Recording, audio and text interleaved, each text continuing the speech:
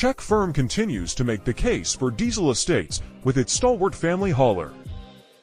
Skoda has gone up in the world and within the Volkswagen Group, where the Skoda Superb started as a stretched Volkswagen Passat, evolving to a stretched Passat with a weird boot, and finally to nearly the Passat's equal in the outgoing generation. The latest, fourth-generation Superb has turned the tables.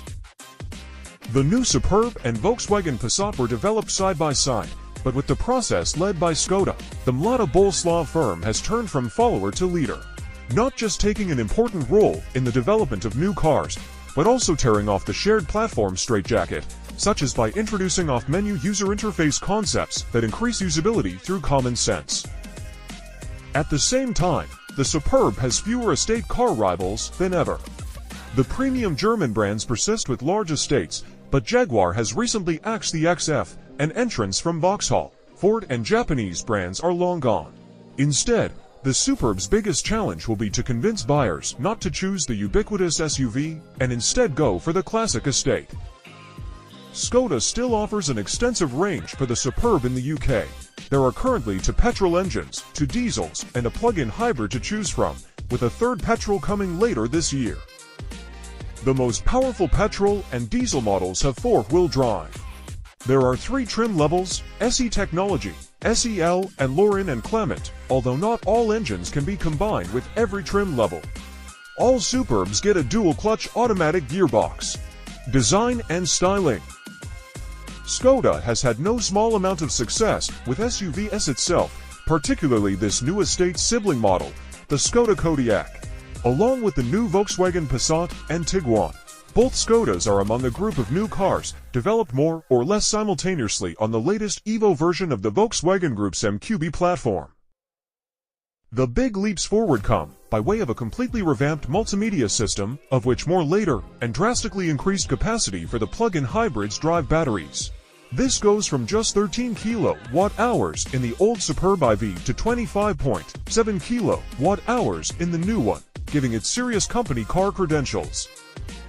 The other powertrains are updates of well-known four-cylinder petrols and diesels. Somewhat surprisingly, only the entry-level 1.5-liter petrol gains mild hybrid assistance. Manual gearboxes are out for this generation. Every Superb gets a DSG dual-clutch automatic with 6 forward gears in the PHEV and 7 elsewhere. As is usually the case with a new model generation, the Superb has grown considerably. It has done so more judiciously than most, however. The 4th-generation car is 4.9 meters long minus 40 millimeters longer than its predecessor. That's all in the overhangs, since the wheelbase remains at 2,841 millimeters. It's slightly taller too. But to the delight of anyone who ever has to negotiate a tight city street or hedge-lined country lane, the new Superb is actually 15 millimeters narrower across the body. The same reduction didn't show in our measurement across the mirrors to 1,090 mm versus 1,035 mm, but any slowdown in the bloat of new cars is a positive development in our book. Design-wise, the Superb leans into its estate nest and seems to staunchly reject styling fads. There's no light bar, no light-up grille, no black wheels, no aggressive performance-branded body kit. There's even some subtle chrome trim around the grille and the window surrounds.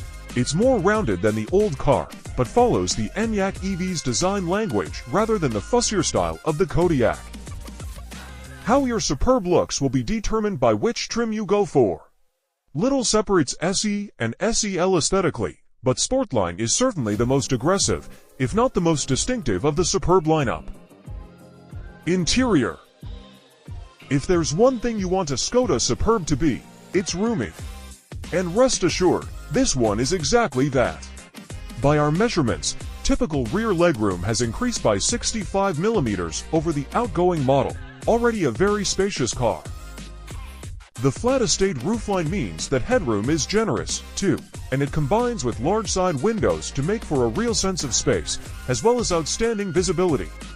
Boot dimensions have remained more or less constant, which is to say very big.